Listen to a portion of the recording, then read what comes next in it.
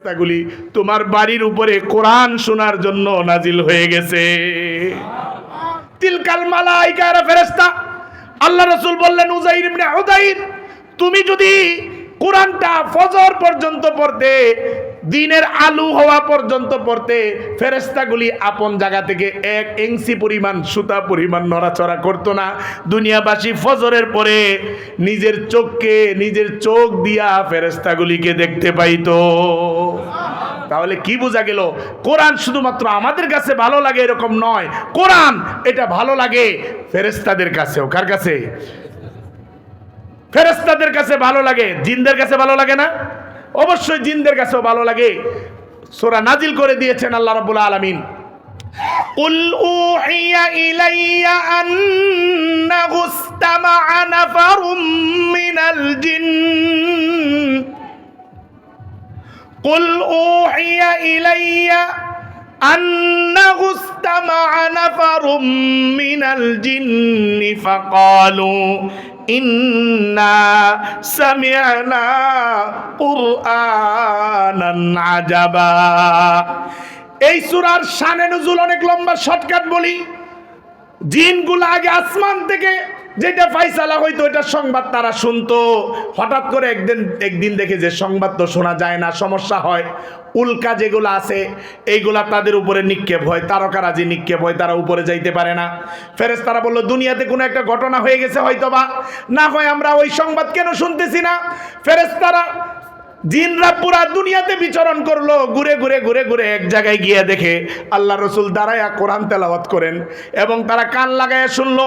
তখন আল্লাহ রাব্বুল আলামিন এই সূরা নাজিল করে দিলেন, কুল উহিয়া ইলাইয়া আন্নাহু ইসতামা'a নাফারুম মিনাল জিন্নি ফাকালু ইন্না সামি'না কুরআনান আজাবা। আল্লাহু আকবার। আল্লাহ রাব্বুল আলামিন বললেন যে একদল জিন আপনার কোরআন শুনে তারা বলছে যে আমরা আজবে কোরআন শুনলাম, এরকম জিনিস তো কোনো জায়গায় শুনি নাই। এটা শানে নজুল অনেক লম্বা, সেটা বলার সময় আমার হাতে নাই।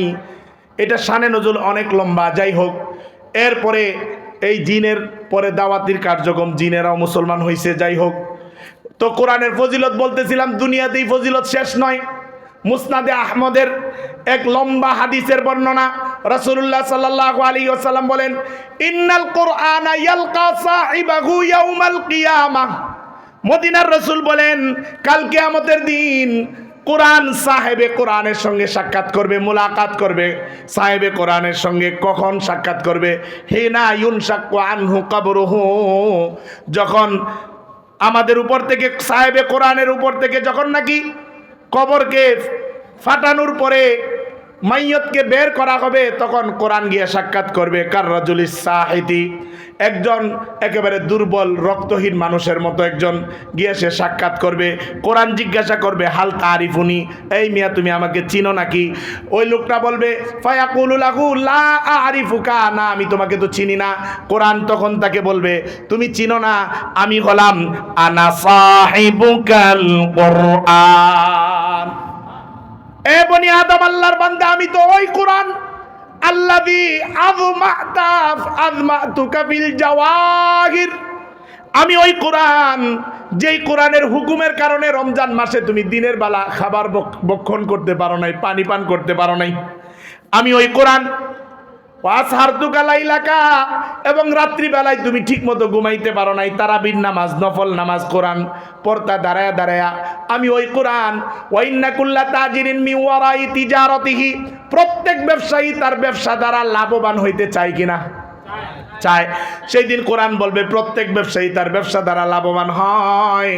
এই সাহেবে কোরআন, আল্লাহর বান্দা, ওয়া আনতাল ইয়াউম, আজকে হলো তোমার ব্যবসার দিন, মিন ওয়ারাই তিজারাতিকা, আজকে তুমি তোমার ব্যবসা দ্বারা তুমি লাভবান হও। আল্লাহু আকবার।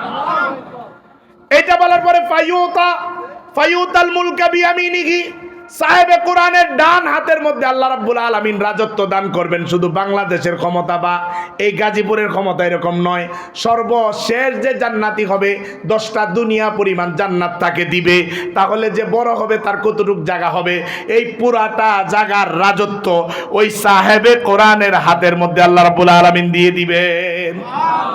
বলে হুজুর রাজত্ব কয়দিনের জন্য? 5 বছর নাকি 16 বছর, না ফেরাউনের মধ্যে 40 বছর? না না, রাসূলুল্লাহ পরে বলেন ওয়াল খুলদা বিশিমালিহি, এবং তার বাম হাতের মধ্যে আল্লাহ রাব্বুল আলামিন স্থায়ীভাবে, একেবারে স্থায়ীভাবে তাকে থাকার জন্য তাকে ওই পরওয়ানা তার বাম হাতের মধ্যে দিয়ে দিবেন। এবং তাকে ডাকার পরে তাকে ইজ্জত, তাজুল ওয়াকার, তার মাথার মধ্যে ইজ্জতের মুকুট পরাইবেন। এরপরে তার পিতা মাতাকে ডাকা হবে, ডাকার পরে হুল্লাতাইন, পিতা মাতাকে পোশাক পরানো হবে। পিতা মাতারা সেই দিন জিজ্ঞাসা করবে বিমা কুসিনা হাদা, ইয়া আল্লাহ আমাদেরকে এই পোশাক কেন পরিধান করা হইল? আমরা তো এমন কোনো আমল করি নাই, এই পোশাক কেন পরিধান করা হইল? তখন আওয়াজ হবে, গায়েবীভাবে আওয়াজ হবে সেই জায়গায়, বিআখদি ওয়ালাদিকুমাল কুরআন, এই আমার বান্দারা তোমাদেরকে এই সম্মানের পোশাক এই জন্য দেওয়া হয়েছে কেননা তোমরা তোমাদের সন্তানকে কোরআন শিক্ষা করার ব্যবস্থা করে দিয়েছ। এই সম্মান আমাদের দরকার আছে না নাই? এই জন্য আমাদের কোনো সন্তানকেই কোরআন পড়াবো না, কি বলেন? না, সবাইকে পড়াইতে হবে। আমি বলি না আপনি একেবারে মাদ্রাসা হাফেজ আলেম মৌলানা মুফতি বানাই দেন, কমপক্ষে প্রাথমিক শিক্ষাটা মাদ্রাসায় দেন। আপনি কোরআনটা শিখুক, ধর্মটা শিখুক, এরপর আপনি ডাক্তার বানান, ইঞ্জিনিয়ার বানান, আমাদের সবগুলাই দরকার আছে, সবগুলা বানান। কিন্তু কথা হলো কোরআন শেখানোর পরে। কোরআন আগে না অন্য শিক্ষা আগে? কোরআন আগে। আগে বাচ্চাকে কোরআন শিখান, নামাজ শিখান, ফরজিয়তগুলা শিখান। না হয় কাল কিয়ামতের দিন এমন সময় আসবে, সন্তানকে যদি বলা হয় এই তুই তো নাস্তিক হয়ে গেছিলি দুনিয়াতে, তুই জাহান্নামে যা, সন্তান যদি দাঁড়ায় বলে আল্লাহ আমার মা বাবার কথা অনুযায়ী আমি চলছি, এরা কোনোদিন কোরআন শরীফ পড়তেও বলে নাই, এরা শুধু বলছে দুনিয়া কামাইতে হবে, ব্যবসা শিখাইছে, পলিটিক্স শিখাইছে, সব কিছু শিখাইছে, কোরআন শিখাই নাই, নামাজের কথা বলে নাই, তাহলে এদেরও দোষ আছে। আমাকে জাহান্নামে দেওয়ার আগে আমার পিতা মাতাকে জাহান্নামে পাঠান। আমার কলিজার টুকরা ভাইরা, মুরব্বিয়ানে কেরাম, একটু কলিজাটা লাগাইয়া একটু ফিকির করে দেখেন, যে সন্তানটাকে এত কষ্ট করে লালন পালন করছেন, আমার মা বোনরাও একটু ফিকির করেন, এই যে কষ্ট করে গর্ভ ধারণ করলেন, জন্ম দিলেন, লালন পালন করলেন, এরপরে ওই সন্তানটা যদি কাল কিয়ামতের দিন আপনার জাহান্নামে যাওয়ার কারণ হয়, এর চাইতে কষ্টের বিষয় আর কোনো কিছু হইতে পারবে না সেই দিন।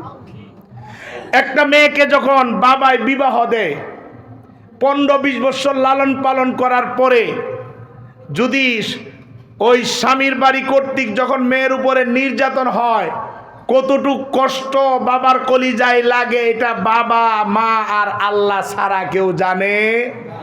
সেই দিন এটা কি কষ্ট? এটা তো কোনো কষ্টই না। নিজের সন্তানের কারণে যদি জাহান্নামে যেতে হয়, এই কষ্ট বোঝানোর মতো হবে না, বোঝানোর মতো হবে না। এত কষ্ট যদি সেদিন মৌত থাকতো, মরেও যাইতো, কিন্তু মৌত তো সেদিন থাকবে না। এই জন্য কোরআন শিক্ষা নিজে করা, সন্তানকে নাতিনাতকরকে করানোর প্রয়োজন আছে না নাই? আছে। মুসলমান দাবি করলে কোরআন শিক্ষা করাইতে হবে। আর কোরআন শিক্ষা করাইলে কোনো ক্ষতি নাই।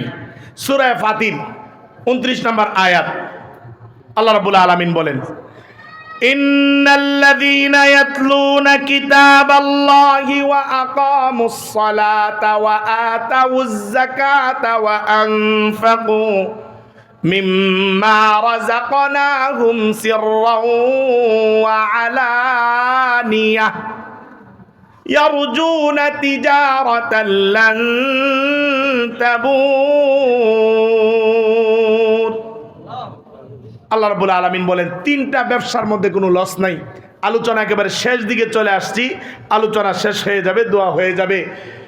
3জন মানুষ, এদের কোনো লস নাই। 1 নাম্বার হলো যারা কোরআন তেলাওয়াত করে। এই তেলাওয়াতের যে একটা ব্যবসা, সওয়াবের ব্যবসা, এটার মধ্যে কোনো লস। এই জন্য যারা কোরআন শরীফ পড়তে পারি, এরা কোনোদিন কোরআন পড়বো না, কি বলেন? না, প্রতিদিন পড়বো, না পারলে শিখবো। বলো যে বৃদ্ধ হয়ে গেছি যে, এরপরও শিখেন। আপনি আবু বকর রাদিয়াল্লাহু তাআলা আনহু থেকে বেশি বৃদ্ধ হন নাই। আপনি বৃদ্ধ হন, জওয়ান হন, যেইটাই হন, আপনি কোরআন শিক্ষা করেন। আমাদের গুরুত্বটা বোঝা যায় আসলে। আপনারা রাগ করবেন না। দেখবেন ইংরেজি মাস্টার রাখে, কয় কত, কয় যে 10,000 টাকা। কয় তাহলে কোরআন শরীফ পাঠাই দো, 100 টাকা 50 টাকা দিলেই তো হয়। যার সামর্থ্য নেই ফ্রি পড়াবো আমরা, সমস্যা তো নেই। কিন্তু যার সামর্থ্য আছে, একই পরিবার ইংরেজি পড়ায় 10,000 আর হুজুর কোরআন শিব পড়ানোর জন্য রাখছে 500 টাকা, আপনি কোরআন অবমাননা করলেন, আপনি ইংরেজিতে গুরুত্ব দিচ্ছেন। বরং আপনি যদি 10,000 টাকা দিয়ে তারে পড়ান ইংরেজি, আপনি বলবেন ইংরেজি বললে যদি 10,000 লাগে আমি হুজুরকে 12,000 দিব, তাহলে বোঝা গেল আপনার কোরআনের ইজ্জত আছে ভিতরে। হুজুর ফ্রি পড়াই দেখে আপনি ফ্রি দিয়ে দিবেন সব জায়গায়, আপনার তো সামর্থ্য আছে, আপনি ফ্রি কেন পড়াবেন? কারণ আপনি তো ওইটাকে গুরুত্ব দিলেন বেশি, এটাকে গুরুত্ব দেন নাই। তার অর্থ এই নয় যে বাস সব মাদ্রাসায় 20,000 30,000 করে বেতন নেবে, ওইটা বলতেছি না। যারা গরিব আছে, এতিমখানা আছে, ওই জায়গায় ভর্তি করবেন। যাদের সামর্থ্য আছে এতিমখানা দিলেও টাকা দিয়ে পড়াবেন, কারণ আল্লাহ তাআলা সামর্থ্য দিছে আপনাকে। যাই হোক, 2 নাম্বার হলো নামাজ কায়েম করা। এবং 3 নাম্বার যে বিষয়টা, সেটা হচ্ছে আল্লাহ বলেন আমি যে রিজিক দিছি, এই রিজিক যে দান করবে আল্লাহ রাস্তায় গোপনে প্রকাশ্যে, আল্লাহ তাআলা বলেন তারা যেন এমন ব্যবসার আশা করে যেই ব্যবসাটার মধ্যে কোনো লস। আমার মনে চাইতেছে তো ছোট মাদ্রাসা, এই 3 নাম্বার একটা আমল আমি শুরু করি, আমার সাথে সাথে কে কে শুরু করে দেখি কনসেপ্ট।